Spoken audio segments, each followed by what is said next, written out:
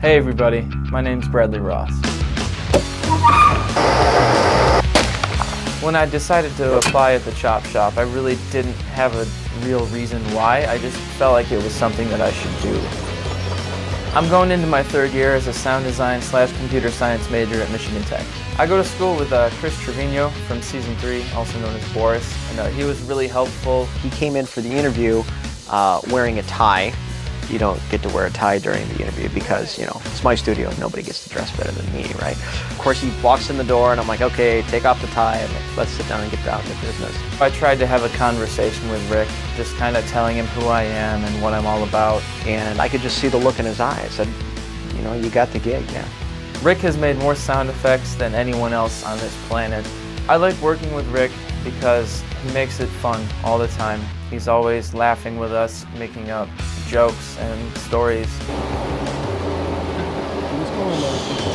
I really like this internship because he makes it about us. He could function perfectly fine, probably even better, without having to deal with us. Opie's a madman. You know, he seems quiet, but then you kind of like unleash the hound within him when you give him a microphone. And you can definitely tell on his face there's this look of yes.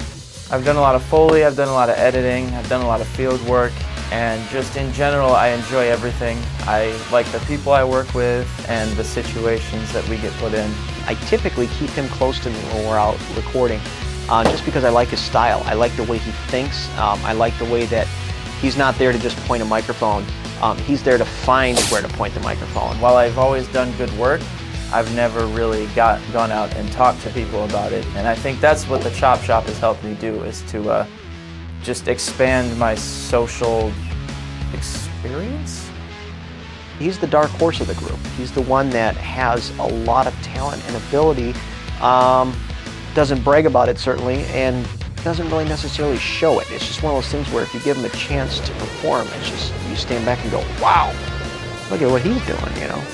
And he breaks a lot of crap. Oh my God, don't use that part. Why is he called Opie? Opie.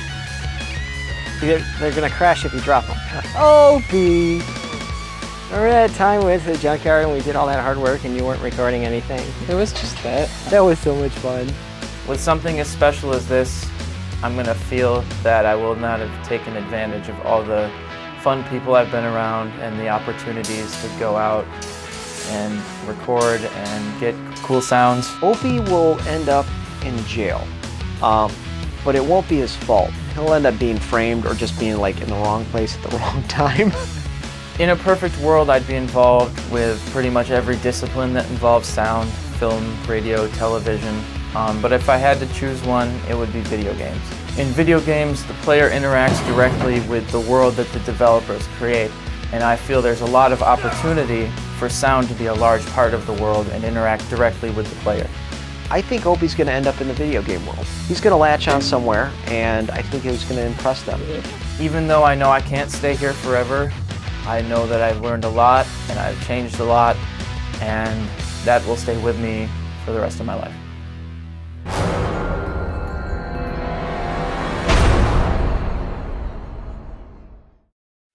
What's green and has wheels? Grass. I lied about the wheels.